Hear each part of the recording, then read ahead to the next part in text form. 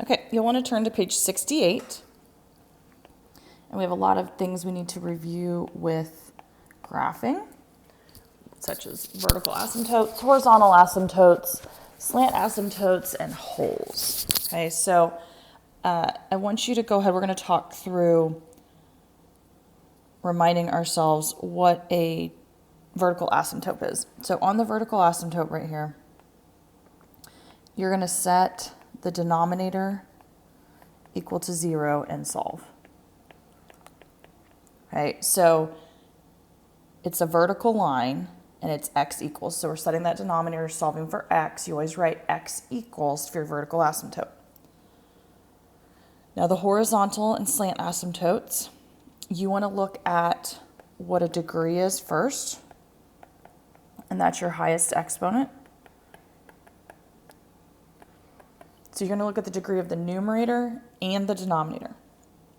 Now there is a nice little chart that spells this out on page 423 in the book. I have loaded this on Google Classroom, okay? So you can go look there as well, so you can have it right in front of you. But what you want to look for is the degree of the numerator. You're going to make some comparisons. So if we look at the first one, the degree of this numerator is actually 0. Okay, so there is no x value here on this one. So it'd be x to the 0. This is x to the 1. The numerator degree is less than denominator degree. What that implies is that it is the horizontal asymptote of y equals 0. If you look at the middle one, you have x to the 1 and then x to the 1. So the degree of the numerator is equal to the degree of the denominator. So what that means is you're going to stack your leading coefficients. You're going to stack a 3 over 1. So y is equal to 3 over 1, or just 3. Now if you look at the next one, the degree of the numerator is 2, the degree of the denominator is 1. That's 1 greater. So there is no horizontal asymptote, because on this case, because it's 1 greater, there's a slant asymptote. And to do the slant asymptote, it's going to be a y equals mx plus b. So we're going to do long division.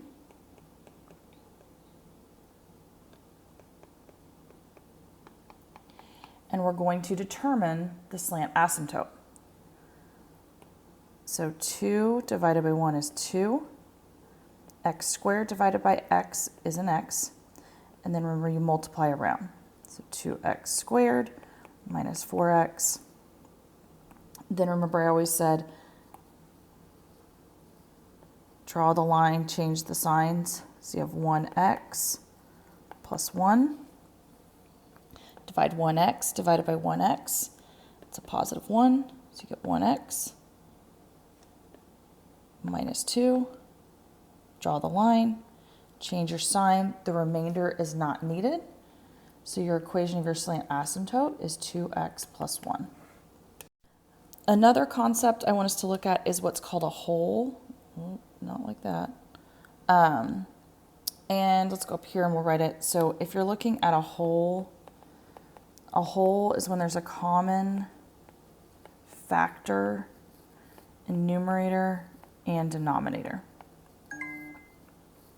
So what you're going to do is, if you look at this one, x minus 2 over x squared minus 4, you're going to factor that denominator.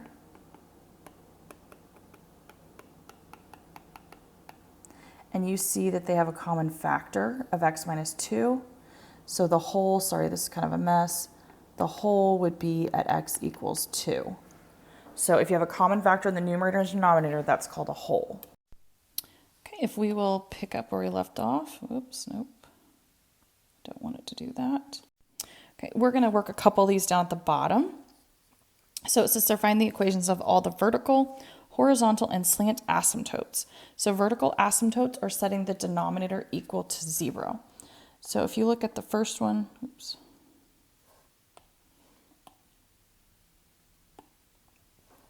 So if we set x plus 2 equal to 0, we get a vertical asymptote of x equals negative 2.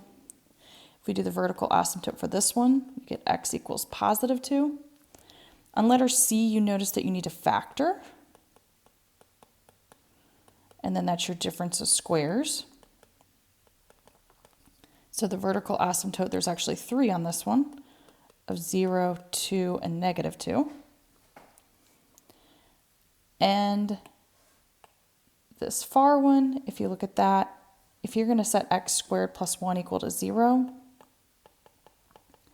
you're going to end up getting an imaginary number because the square root of negative 1 is imaginary. So it's I. So you're going to get a vertical asymptote of none. So horizontal, you want to look at your rules up above and on page 423 in the book. The numerator is 2 and it's 1 greater, so there's no horizontal. On the second one, the horizontal asymptote, because the degrees are both 1 to the first power, their horizontal asymptote would be y equals 1. On this one, letter C, this is greater than this one. So the horizontal asymptote is y equals 0. And over here on the last one, they are the same degree, so it'd be the horizontal asymptote would be y equals 3. So because there's a horizontal asymptote on these last 3, there are no slant asymptotes on part B and part C and part D. So there's a slant asymptote on the first one because the degree of the numerator is 1 greater than the degree of the denominator. So we need to do long division.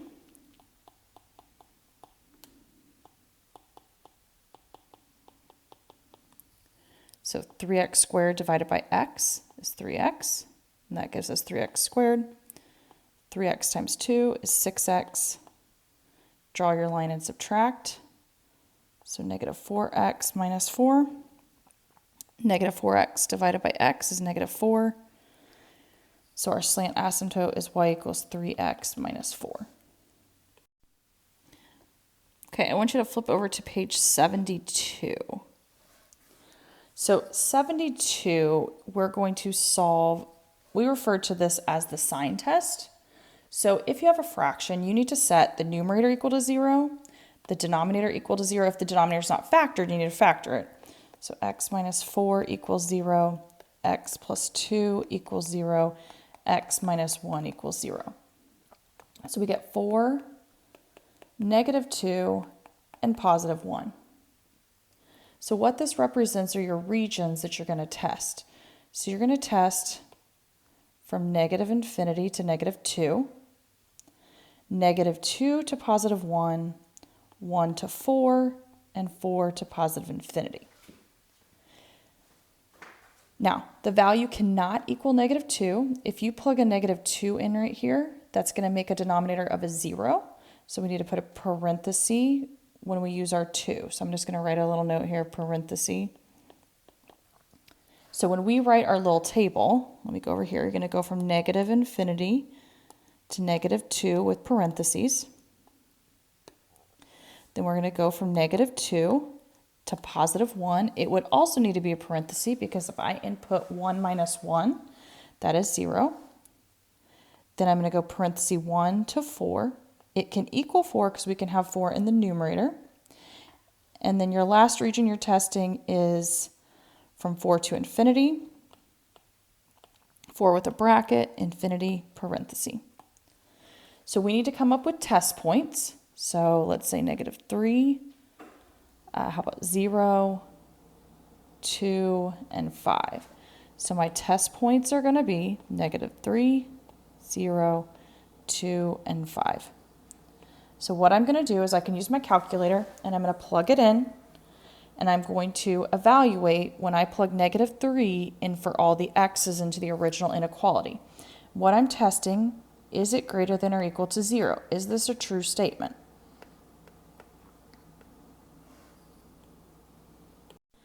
So using my calculator, if I plug -3 in for x, I should get -1.75. If I plug 0 in for x, I will get a +2. If I plug 2 in for the x's, I will get a -0.5. And if I plug 5 in for x, I will get a 0.03 with some decimals. So we see that this is false, true, false, and true. So your solution is where it's true. So it's true from -2 to 1 unioned. So go back and look over at this region over here. And then it's true from bracket 4 to infinity. Okay, flip over to page 74 and we're going to look at our variation. We had a worksheet that we did for this section. Okay, so I'm going to look at this first, number 5. And it says that in kickboxing, it's found that the force of newtons N needed to break a board. So we need to come up with the equation. So force of newtons needed to break a board varies inversely. That means you divide. So K divided by the length L of the board. And we did a table. We did this in class. If we read on, it says it takes 5 newtons to break a board that's 2 feet long. So we don't know what K is. So we're going to solve for K.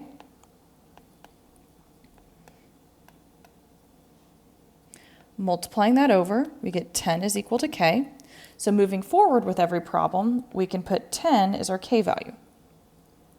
So reading on the next question, it says how many newtons, so newtons are unknown, will it take to break a board that's 6 feet long? So we are going to end up taking newtons is equal to K, which is 10, over 6. Reduce that fraction, it's 5/3, or 1 2/3 newtons. Okay, go ahead and flip over to page 75. Let's look at example 7. So example 7 says the amount of oil used by a trip traveling at a uniform speed. So institute T is traveling at a uniform speed, varies jointly.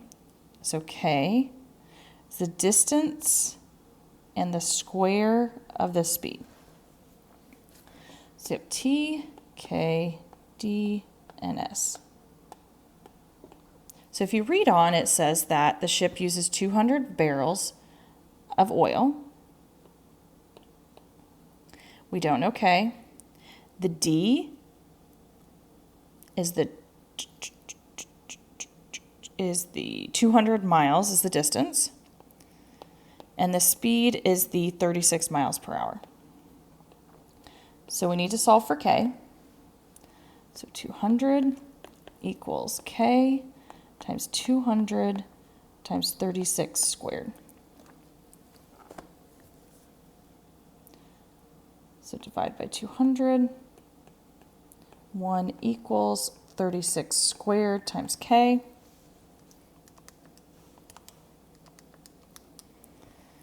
$36 squared is 1296.